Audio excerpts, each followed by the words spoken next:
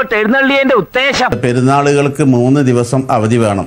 അത് മനസ്സിലിരിക്കത്തേ ഉള്ളൂ. തമാശയല്ലേ എന്റെ ശക്തിയേരനാര്.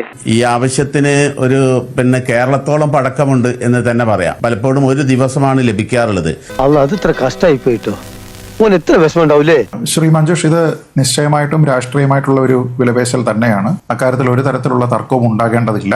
കാരണം ഇതിനെ ഒരു മതരാജ്യമാണ് എന്ന് തോന്നിപ്പിക്കുന്ന രീതിയിലത്തേക്കുള്ള ചില ആവശ്യങ്ങളാണ് പലപ്പോഴായിട്ട് സമസ്തയുടെ ഭാഗത്ത് നിന്ന് വരുന്നത് എന്നുള്ളത് അങ്ങേയറ്റം ദുഃഖകരമായിട്ടുള്ള ഒരു കാര്യമാണ്. ഈദുൽ ഫിത്തർ, ഈദുൽ അസ, ഈ 2 കാര്യങ്ങൾക്ക് ഈദിന് വേണ്ടിയിട്ട് 3 ദിവസത്തെ അവധി അത് വേണമെന്ന് ഇവർ പറയുന്നു. ഉറപ്പാണ്, ഒരു സംശയമില്ല. ഇതായിപ്പോ ഇവിടുത്തെ ഒരു ഏർപ്പാട്. ഒന്നാമത്തെ കാര്യം, പെരുന്നാളിന് മാസപ്പിറവി 1 ദിവസം മാറിയാൽ ആ ദിവസം കൂടി അവധി നൽകണമെന്ന് പറയുന്നതും അതല്ല എല്ലാ പെരുന്നാളിനും 3 ദിവസം അവധി നൽകണമെന്ന് പറയുന്നതും തമ്മിൽ വ്യത്യാസമുണ്ട് എന്ന് ശ്രീ മുസ്തഫ മുണ്ടുപാറ എന്നിനി മനസ്സിലാക്കും.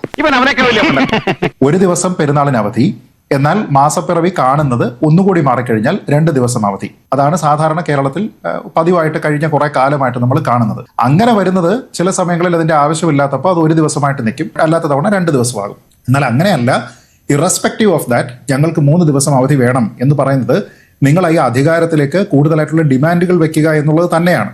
അതെ, അങ്ങനെ ശീലമായി പോയി. താങ്കൾ തന്നെ പറഞ്ഞു, മുസ്ലിം സമുദായം എന്തെങ്കിലും ഒന്ന് ചോദിച്ചാൽ ഉടനെ അതിനെ പണിക്കർ എതിർക്കുന്നു, അത് പണിക്കരുടെ പതിവാണ് എന്ന് പറയുന്നു.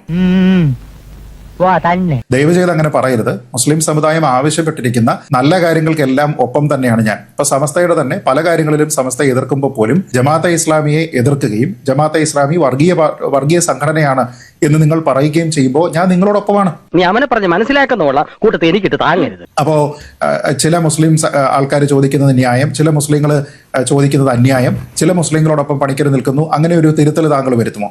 അപ്പൊ ചില കാര്യങ്ങളിലൊക്കെ പണിക്കര് കൃത്യമായിട്ട് തന്നെയാണ് പറയുന്നത് എന്ന് താങ്കൾ പറയുമോ?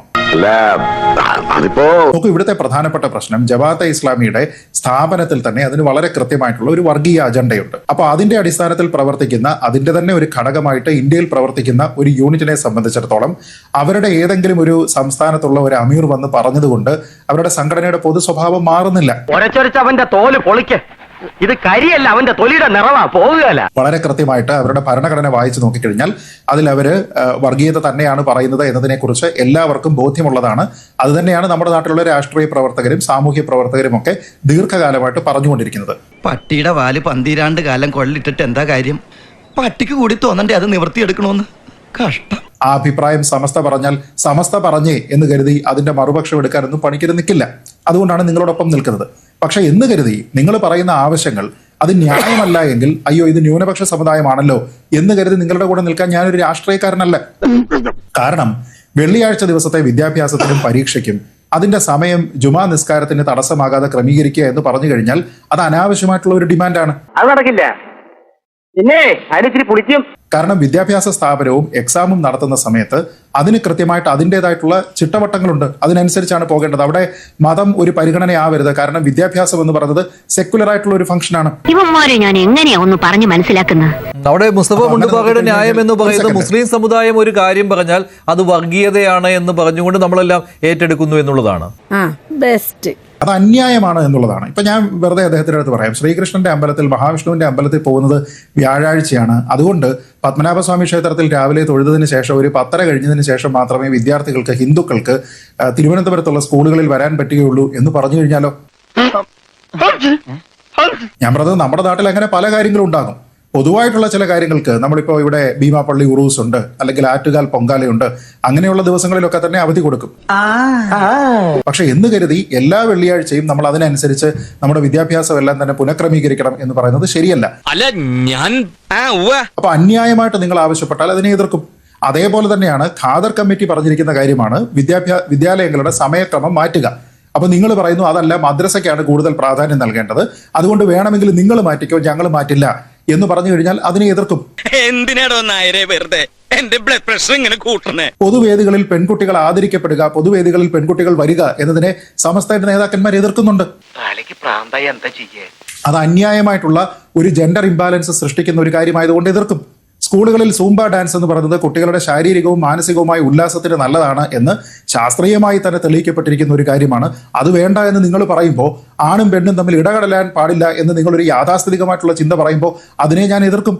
ഈ വിവരദോഷോട് പറഞ്ഞിട്ട് എന്താ കാര്യം? ജെൻഡർ ന്യൂട്രൽ യൂണിഫോമിനെ മറ്റൊരു കാരണത്താൽ എതിർക്കുന്നയാളാണ് ഞാൻ. അതിൽ മതമോ മറ്റു കാര്യങ്ങളോ ഇടപെടലോ ഒന്നുമല്ല. പക്ഷെ നിങ്ങൾ പറയുന്ന ന്യായം അതിൽ ശരിയല്ലാത്തത് കൊണ്ട് നിങ്ങളുടെ ആ ന്യായം ശരിയല്ല എന്ന് ഞാൻ പറയും.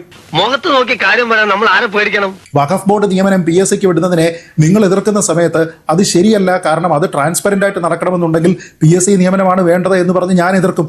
കായിക താരങ്ങളെ ഇപ്പൊ മെസ്സി, റൊണാൾഡോ ഇങ്ങനെയുള്ള ആൾക്കാരെ വലിയ മഹാന്മാരായിട്ടോ ദൈവതുല്യമായിട്ടോ കാണരുത്. ഒരു സെക്കൻഡ്, എന്തോ ദേവസ്വം ബോർഡ് ആരാ സാർ നിയമിക്കുന്നത്? സർക്കാരല്ലേ നിയമിക്കുന്നത്? ചേട്ടാ ഇതാ ഞാൻ പറയുന്നത്, നിനക്ക് ബുദ്ധി ഇപ്പോഴും വികസിച്ചിട്ടില്ല. ദേവസ്വം ബോർഡ് ആരാ നിയമിക്കുന്നത് താങ്കൾ വിചാരിച്ചിരിക്കുന്നത്? അല്ല, ദേവസ്വം ബോർഡിന്റെ കാര്യത്തിൽ താങ്കൾ വിചാരിച്ചിരിക്കുന്ന ആരാ? ഇവിടുത്തെ NSS ആണ് ആൾക്കാരെ വെക്കുന്നതെന്നാണോ താങ്കൾ വിചാരിക്കുന്നത്? എനിക്കതറിയില്ല. നിയമസഭയിലുള്ള ഹിന്ദു MLA-മാരാണ് തീരുമാനിക്കുന്നത് അല്ലേ? സർക്കാരിന്റെ സർക്കാരിന്റെ പ്രതിനിധികളല്ലേ? ഓ, റൂട്ട് അങ്ങോട്ടാണോ? PSCക്ക് വിടട്ടെ, PSCക്ക് വിട്ടോട്ടെ. പക്ഷെ അതിനെ ഈ പറയുന്ന കണ്ടീഷൻസ് ഫുൾഫിൽ ചെയ്തിട്ടാണെങ്കിൽ PSCക്ക് വിട്ടോന്നേ, എനിക്കൊരു പ്രശ്നമില്ല. ഞാൻ ഒരു കാലത്തും ഈ നിയമനം ഏതെങ്കിലും ഒരു മതസംഘടന ചെയ്യണമെന്നൊന്നും ഞാൻ പറയുന്ന ആളല്ല. അങ്ങനെ ഒരു വാദമേ എനിക്കില്ല. അപ്പൊ എനിക്കില്ലാത്ത വാദം എന്തിനാണ് എന്നോട് ചോദിക്കുന്നത്? എന്തിനാ മാധവ നീ ഇതിന്റെ പേരിൽ കിടന്ന് തുള്ളണത്? മെസ്സി, റൊണാൾഡോ പോലെയുള്ള കായിക താരങ്ങളെ ഐഡലൈസ് ചെയ്യുന്ന ഇഷ്ടം പോലെ ആൾക്കാരുണ്ട്. അപ്പൊ ഉടനെ മെസ്സി, റൊണാൾഡോയെ ചോദിക്കാമല്ലോ. നിങ്ങൾക്ക് ബോർഡിന്റെ PSCക്ക് വിടുന്നതിൽ മാത്രമാ പ്രശ്നമെങ്കിൽ എന്തുകൊണ്ട് നിങ്ങൾക്ക് പിന്നെ ദേവസ്വം ബോർഡിലെ നിയമനം PSCക്ക് വിടാൻ പാസ്സായിക്കൂടാ? നിങ്ങൾ എന്തുകൊണ്ട് അഭിപ്രായം? ദേവസ്വം ബോർഡിലെ ഏത് നിയമനത്തിന്റെ കാര്യമായി എത്രയോ നിയമനങ്ങൾ അല്ലാതെ നടത്തുന്നു. എത്രയോ നിയമനങ്ങൾ അങ്ങനെ നടത്തുന്നു. അതിന് പൂർണ്ണമായിട്ടും എല്ലാ കാര്യവും PSCക്ക് അവിടെ ഉണ്ടെന്നുണ്ടെങ്കിൽ അതിന് ചട്ടങ്ങളുണ്ട്. ചില കാര്യങ്ങൾക്ക് കോടതിയാണ് പറയുന്നത് അല്ലേ? സർക്കാരാണോ? ദേവസ്വം ബോർഡ് അല്ല, ഒരു സെക്കൻഡ്. തന്ത്രിമാരായിട്ട് മലയാള ബ്രാഹ്മണർ വേണമെന്ന് പറഞ്ഞിരിക്കുന്നത് അല്ല, ഒരു സെക്കൻഡ്. തന്ത്രിമാരായിട്ട് ചില വിഷയങ്ങളിൽ മലയാളി ബ്രാഹ്മണർ വേണം എന്ന് പറഞ്ഞിട്ട് ഒരു പ്രത്യേക കാറ്റഗറി വെച്ചിരിക്കുന്നത് ഞാനാണോ, ഏതെങ്കിലും ഹിന്ദു സംഘടനയാണോ, ഈ നാട്ടിലെ കോടതിയാണോ? ശ്രീ മുസ്തഫ മുണ്ടുപാറ പറയൂ. ഇത് കോടതി പറയുന്ന കാര്യമല്ല നിങ്ങൾ റിക്വസ്റ്റ് ചെയ്യുന്നത്. നിങ്ങൾ റിക്വസ്റ്റ് ചെയ്യുന്നത് അതാ ഞാൻ പറഞ്ഞത്. മെസ്സി, റൊണാൾഡോ പോലെയുള്ള ഫുട്ബോൾ താരങ്ങളെ ഐഡലൈസ് ചെയ്യാൻ പോലും പാടില്ല അല്ലേ? മെസ്സി, റൊണാൾഡോ പോലുള്ള ഫുട്ബോൾ താരങ്ങളെ ഐഡലൈസ് ചെയ്യരുത് എന്ന് പോലും നിങ്ങൾ ഇവിടുത്തെ ചെറുപ്പക്കാരോട് പറയുന്ന രീതിയിലത്തേക്ക് ഉള്ള മോശമായ ഉപദേശങ്ങൾ നൽകുന്ന രീതിയിലത്തേക്ക് നിങ്ങൾ അധപ്പതിച്ചാൽ അയ്യോ അത് ന്യൂനപക്ഷ സമുദായമാണ്, അത് മുസ്ലിങ്ങളാണ് എന്ന് കരുതി നിങ്ങളെ പിന്തുണയ്ക്കാൻ പറ്റില്ല. അധികം തിന്നാലേ എല്ലിന്റെ ഇടയിൽ കേറും. തന്നെ നെകളിപ്പ് കൂടുതലാ. നിങ്ങൾ ആ പറഞ്ഞിരിക്കുന്ന കാര്യം ശരിയാണോ? സമൂഹത്തിൽ ചേരുന്ന അത് ഞങ്ങളുടെ വിശ്വാസത്തിന്റെ ഭാഗമായിക്കൊണ്ടുള്ളതാ. താനൊന്നും നേരെ ആവൂലോ. ഇങ്ങേരോട് സംസാരിക്കണ നേരം കൊണ്ട് കടപ്പുറത്ത് പോയത് തരണം. അങ്ങനെയാണെങ്കിൽ വിശ്വാസത്തിൽപ്പെടുന്ന ആൾക്കാർ ചെയ്യുന്നത് നിങ്ങൾക്ക് എന്താ വിധത്തിൽ സിനിമ ഇത് നടത്തുന്ന ആളുകളുണ്ട്. നിങ്ങൾ തന്നെ നേരത്തെ പറഞ്ഞല്ലോ പണിക്കരെ, നിങ്ങൾ നേരത്തെ പറഞ്ഞല്ലോ ഡ്രസ്സിന്റെ കാര്യത്തിൽ എനിക്ക് വേറൊരു വീക്ഷണം ഉണ്ട്. നിങ്ങൾ പറഞ്ഞ ജെൻഡർ ന്യൂട്രാലിറ്റിയുടെ വിഷയത്തിൽ എനിക്ക് ഇങ്ങനെ ഒരു വീക്ഷണം ഉണ്ട്. അത് നിങ്ങളെ വീക്ഷണം യോജിക്കാത്തത് കൊണ്ടാണ് ഞാൻ നിങ്ങളെ എതിർക്കുന്നത്. അപ്പൊ ഒരു വീക്ഷണം ഉണ്ട്. അപ്പൊ ഓരോരുത്തരും ഇതുമായി ബന്ധപ്പെട്ടോ അല്ലെ സാംസ്കാരികമായോ ഓരോരുത്തർക്കും അവരുടെ നിലപാടുണ്ടാവും. പഠിക്കാർ എന്നെ കൊണ്ടൊന്നും പറയിപ്പിക്കേണ്ട വെറുതെ അല്ല. എന്റെ പ്രശ്നം അതല്ല. അത് ചെയ്യാന്നുള്ളതല്ലേ. ഞാൻ അതിനെ എതിർക്കുന്ന എന്തുകൊണ്ടാണെന്ന് താങ്കൾക്ക് അറിയാത്തത് കൊണ്ടാണ്. ഞാൻ അതിനെ എതിർക്കുന്നത് എന്തുകൊണ്ടാണ്? പുരുഷൻ ട്രഡീഷണൽ ആയിട്ട് ധരിക്കുന്ന വസ്ത്രം സ്ത്രീ ധരിച്ചെങ്കിൽ മാത്രമേ ജെൻഡർ ന്യൂട്രൽ ആവുകയുള്ളൂ എന്നുള്ള ഒരു തോന്നൽ എവിടെ നിന്ന് വന്നു? അതാണ് എന്റെ ചോദ്യം.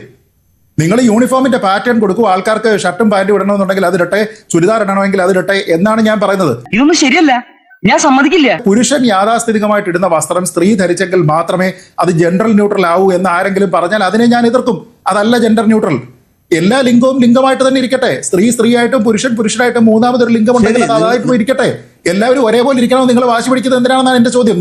നിങ്ങളുടെ ന്യായം അതല്ല. അതാ പ്രകൃതം, എന്താ ചെയ്യാ, ഒരു ജന്മം. നിങ്ങളുടെ ന്യായം അതല്ല, ശരിയല്ലേ? നിങ്ങളുടെ ന്യായം ഈ വിഷയത്തിലാണെങ്കിലും സൂംബ ഡാൻസിലാണെങ്കിലും അതല്ല. അത് പൂർണ്ണമായും മതപരമാണ്. സമ്മതിക്കില്ലല്ലേ? അങ്ങനെ മതപരമായിട്ട് നിങ്ങൾ വേണമെങ്കിൽ അനുവർത്തിച്ചോളൂ, നിങ്ങളുടെ സ്ഥാപനങ്ങളിൽ വെച്ചോളൂ. അതിനുള്ള അവകാശം നിങ്ങൾക്ക് ഈ നാട്ടിലെ ന്യൂനപക്ഷ വിദ്യാഭ്യാസ സ്ഥാപനങ്ങൾക്കുള്ള അവകാശങ്ങളും നിയമങ്ങളും ഉണ്ടാക്കുന്ന കാര്യത്തിൽ നിങ്ങൾക്ക് അത് നൽകുന്നുണ്ട്. പക്ഷേ അല്ല, പൊതുവിദ്യാഭ്യാസത്തിന്റെ ഭാഗമായിട്ട് സർക്കാർ സ്ഥാപനങ്ങളിൽ അയ്യോ അവന് കിട്ടിയതൊന്നും പോരാ പറഞ്ഞിട്ടുണ്ട്. പൊതുവിദ്യാഭ്യാസ സ്ഥാപനങ്ങളിൽ സർക്കാർ നടത്തുന്ന സ്ഥാപനങ്ങളിൽ ഇത് കൊണ്ടുവരണം എന്ന് പറഞ്ഞുകൊണ്ട് സെക്യുലർ വിദ്യാഭ്യാസ രംഗത്തിന് എതിർത്തത് ഒഴിവാക്കണം. അങ്ങനെയാണ് സൂംബ ഡാൻസ് എവിടെയാണ് ശ്രീ മുസ്തഫ മുണ്ടുപാറ നിങ്ങൾ എതിർത്തത്? സർക്കാർ വിദ്യാലയങ്ങളിൽ വരുന്നത് നിങ്ങൾ എതിർത്തല്ലേ? അതല്ലാതെ നിങ്ങളുടെ ഏതെങ്കിലും ഒരു സ്ഥാപനത്തിൽ നടത്തില്ല എന്നല്ലല്ലോ നിങ്ങൾ പറഞ്ഞത്. സൂംബ ഡാൻസ് പറ്റില്ല എന്ന് നിങ്ങൾ പറഞ്ഞത് സർക്കാർ സ്ഥാപനങ്ങളിൽ ഉൾപ്പെടെയാണ്. എന്നെ കഷ്ടല്ലേ, കോമൺ സെൻസ് ഇല്ലാത്തതിന്റെ കുഴപ്പേ. വിദ്യാഭ്യാസത്തിനെ പൂർണ്ണമായും സെക്യുലറായി കാണുന്ന പൊതുവിദ്യാഭ്യാസ സ്ഥാപനങ്ങളിൽ പോലും നിങ്ങൾ അതിനെ എതിർത്ത് കഴിഞ്ഞാൽ ഞാൻ അതിനെ എതിർക്കും.